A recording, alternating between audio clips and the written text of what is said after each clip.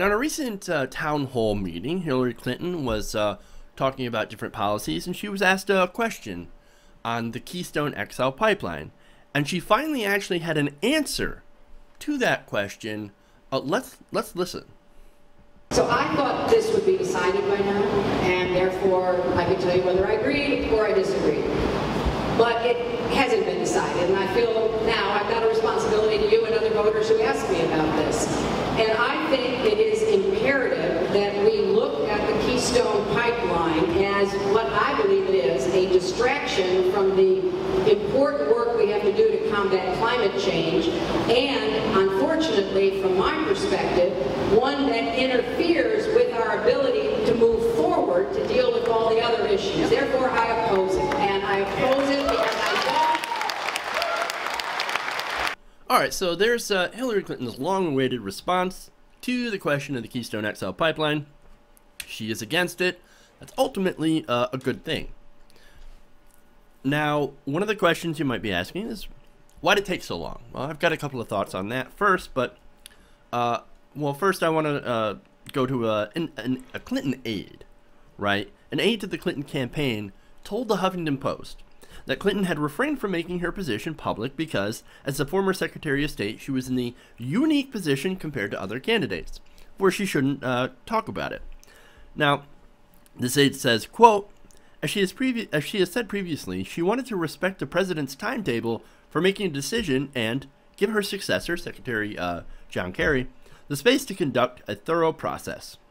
However, when she launched her campaign earlier this year, she expected the decision would have been made before now. Now Clinton feels she owes it to the American people to make it clear where she stands on this issue, as she has heard from Americans across the country who care deeply about this issue and who want to know the opinions of the candidates running for office. Now, okay, so I don't buy it. Bull. I don't buy it. I'm a very cynical person. I don't think that she was waiting out of respect for President Obama. Were you kidding me? Oh, I respect President Obama, so I'm going to wait and basically avoid answering a question in an incredibly important policy position out of respect for President Obama.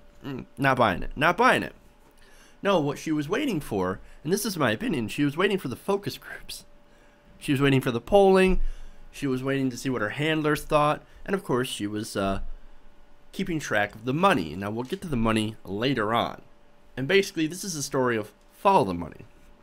Now, I'll get into that whole thing soon, but let's watch a little bit more of this.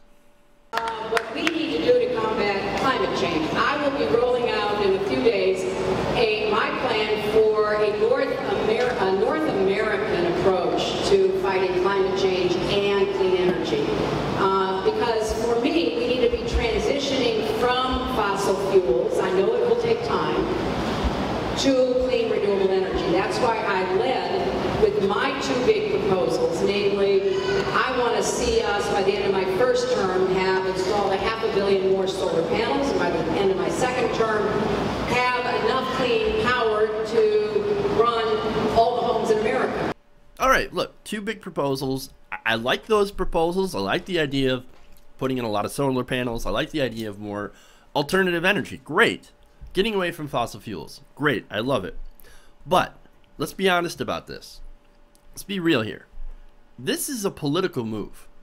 This is a move to pivot to the left because of Bernie Sanders and Martin O'Malley, two Democratic contenders. Bernie Sanders, of course, being the front runner in Iowa and New Hampshire right now. She's feeling the burn, right? Or I should say, she's feeling the heat from Bernie Sanders, and therefore, some of her policy positions have tacked further to the left. Now, as I said, this is a political calculation, and unfortunately, this is me being cynical and saying, well, I don't really trust her to deliver on this proposal. And that, of course, brings me to the money. Now, according to a piece in Mother Jones that was published earlier this summer, found that nearly all of the lobbyists bundling contributions for Hillary Clinton's campaign have at one time or another worked for the fossil fuel industry, oil and gas.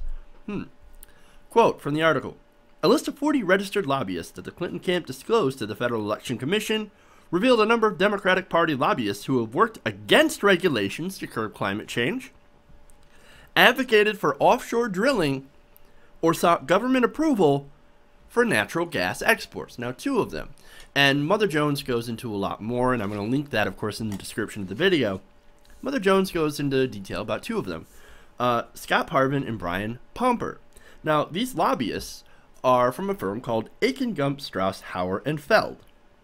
They have been registered to lobby for the Southern California-based oil giant Chevron since about 2006, with contracts totaling more than $3 million. Now, what does this have to do with the Clinton campaign?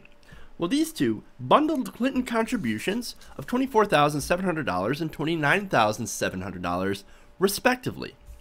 And they've also helped Chevron over the years resist efforts to eliminate oil and gas tax breaks and to impose regulations to reduce carbon emissions.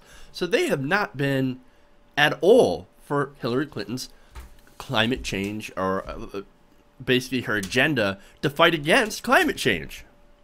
They've actually been for and representing oil and gas companies fighting against efforts to curb climate change. And these guys are 2 of the biggest bundlers for Hillary Clinton's campaign. Now, as much as I want to believe that Hillary believes in the effort to fight climate change, and I'm sure she does, when it comes to the money, well, that tells a different story. It makes you second guess.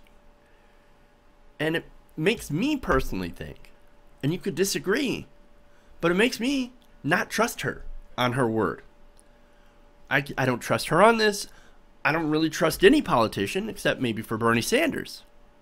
Because it always comes down, and this is endemic in our system, it always ends up coming down to the money. You gotta follow the money.